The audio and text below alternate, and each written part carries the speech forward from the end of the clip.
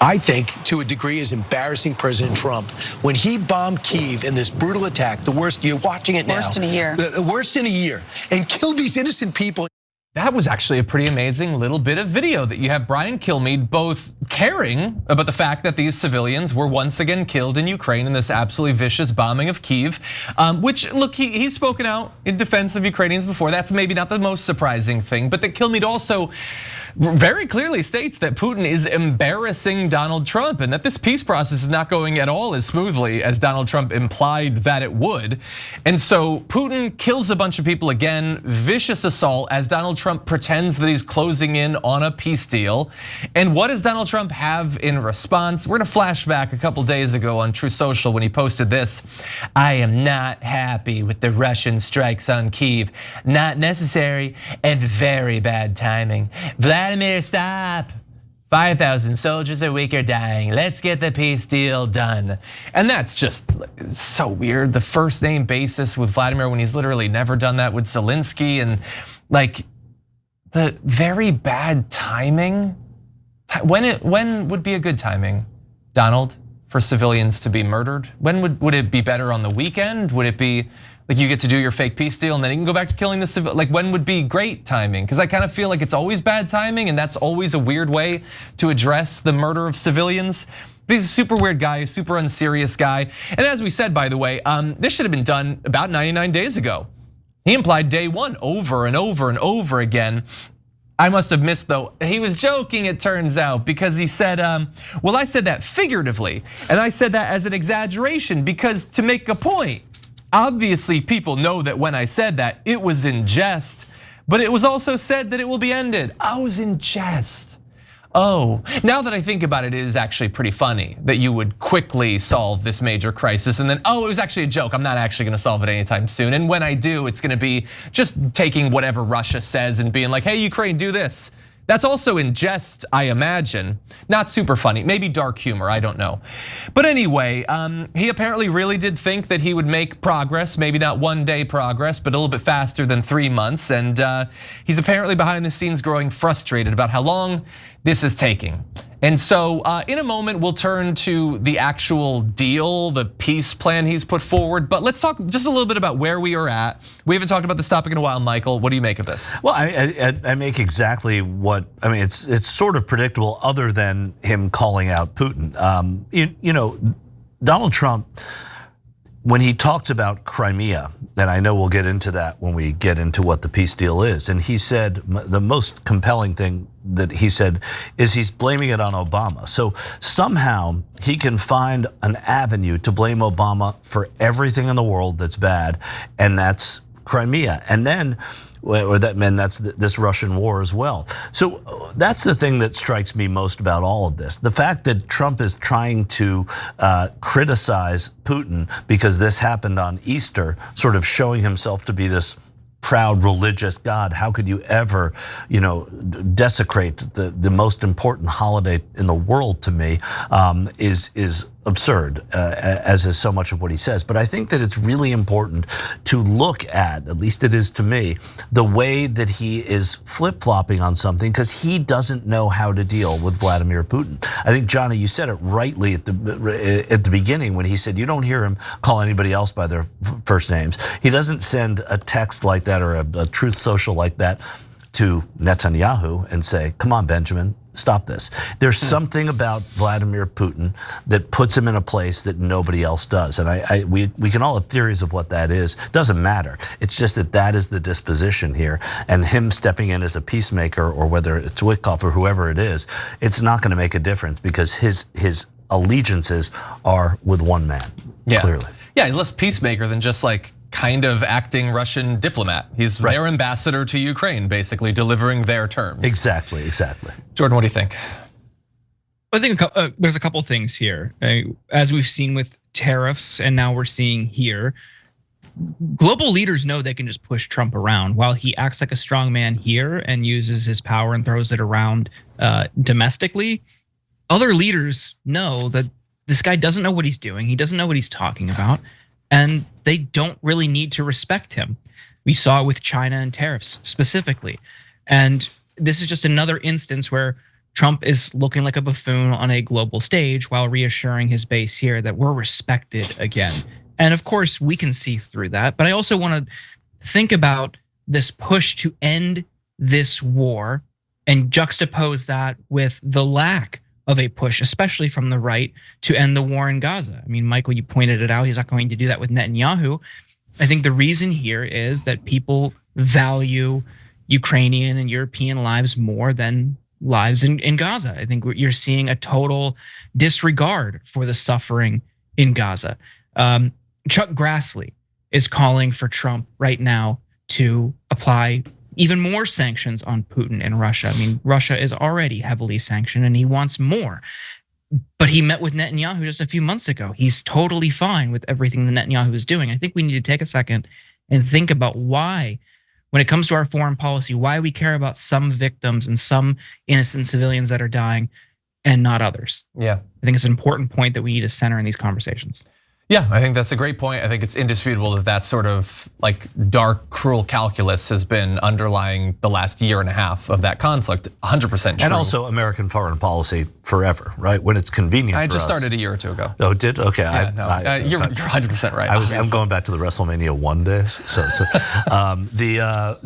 But I mean, there is I wouldn't even call it hypocritical. It's they pick their battles, and their battles are generally not the ones that have people in mind. They have, whether it's petroleum or business interests or alliances. In this case, it's pretty clear there's an otherism. So, yeah, and you mentioned what he had said about Crimea, that like he sends these long True Social posts, way too long. And Donald, stop doing that. Also, everyone, don't do that. Don't send stuff like that. But anyway, he'll do this like big block thing. Half of it is Obama's responsible for Crimea. No, what's the difference? Like, I literally don't even understand why you're so focused on this. He also says Obama. That was Obama. That was Obama's war, not Trump's, right? Or that was Obama's fault, not Trump's, right? It's not Obama's or Trump's. I'll give you a pass here, Don. Yeah. What happened in 2014 had nothing to do with either of you. It was Putin, your buddy, going in and taking over Crimea. Because as he said, most people there speak Russian. Exactly, but I'm glad that he brought it up, because the reason he brings it up is to maintain this myth, this baseless myth that he never would have done it if it was me. If I'd been in charge, he never would have invaded. They would have never, Hamas would have never. You know why? Because Donald Trump just being in charge means all of you guys have to keep it cool, be chill, don't do anything crazy. Because if you do, Donald Trump is gonna come down on you like a ton of bricks. Except when Vladimir Putin in the middle of this peace process decides to kill a bunch of people on Easter, he didn't seem scared about what the consequences would be. And evidently, why would he be? You slaughter a bunch of people, you make a mockery of the peace process, and what does Donald Trump do? No, Vlad, stop. He posts on social media, shouting into the digital void. That's what would have stopped him from invading Crimea? That's what would have stopped Hamas from attacking Israel? Oh no, he's gonna post on social media about me. Yeah, I can see how that would maintain détente across the Earth's surface. And it's a ridiculous lie. And nothing from him on JD Vance killing the Pope the day after. So, I mean, great point, exactly. An assassination on your watch. Nothing. But anyway, let's turn now to the actual deal. So here is the agreement that Trump wants Ukraine to sign. So Russia would keep almost all the land that it seized from Ukraine, about 20% of that entire country, or what's left of the country after Crimea, obviously.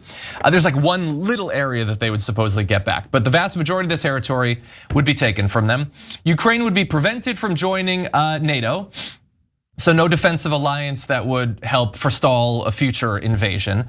The US would recognize Crimea as part of Russia, in addition to all the territory that would be stolen illegally through this peace plan. They could theoretically join the EU. Maybe it's a little bit vague on that, but again, no defensive alliances.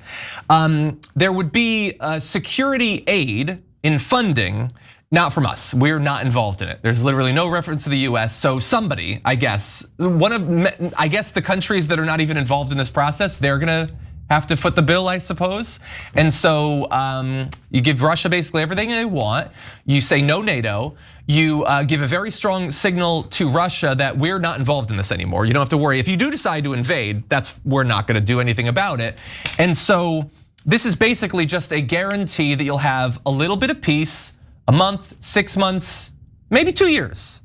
And then the invasion will continue. But Trump doesn't want you to see it that way. He doesn't want you to see it as him just carrying the water for Vladimir Putin, which is objectively doing.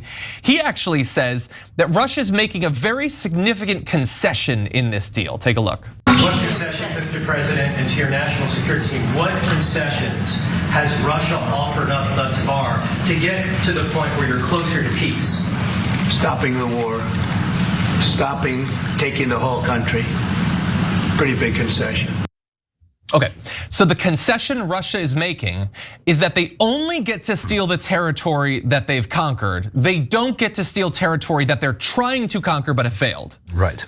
So Ukraine, which is, it's nice of him, it's merciful. You don't have to hand over the whole country right now. You will eventually in a year or two, but for now, the territory they haven't successfully taken, you don't have to give up. I mean, that's not even like bizarro world. That's a worm ate your brain logic. I don't even understand it. But what do you think? I mean, it's where this started, right? I mean, there's no difference. It's like, okay, Russia can have Crimea. Well, that's the whole point of a lot of this fighting, is for Russia to try and get Crimea. It's not any kind of a deal. And they're also saying it's an ultimatum. If Zelensky walks away, there's going to be no money for Ukraine from the United States. So that's part of this conversation, which puts a great deal of pressure on Europe, a great deal of pressure on parts of Asia as well. It's the most foolish peace negotiation I've ever heard, because you're saying, here's how you have peace. You have peace if you give them Crimea, which is why they invaded you in large part in the first place. So, okay, yeah, we know that. We're fighting to protect it. We're fighting to protect our sovereignty. It's just the most absurd way of getting peace, and I don't see how Zelensky. The president said that he may see Zelensky when he's at Pope Francis's funeral on Saturday. He left for Rome already. He said that on the White House lawn. But May, I don't know. I mean, what is he going to tell Zelensky? You better take this deal. I have no clue. Yeah. Yeah. I mean, neither Trump nor Biden really had any leverage over Putin here. I am routinely thinking about the progressives that tried to push the Biden administration to at least consider negotiations and diplomacy while Biden was in office, just make it part of the package. Of course, still continue to send aid to Ukraine. And they were screamed at, browbeaten into submission, and rescinded this open letter. And the terms that we're seeing now in this deal, and I'm with you, Michael. It's like, how is this different than where we started? I mean, the one thing that's different is many more people would still be alive. There would be less bloodshed between when they raised that suggestion and now. And to go back to the leverage point, I mean, I don't see how you're going to convince Putin to stop with any other deal.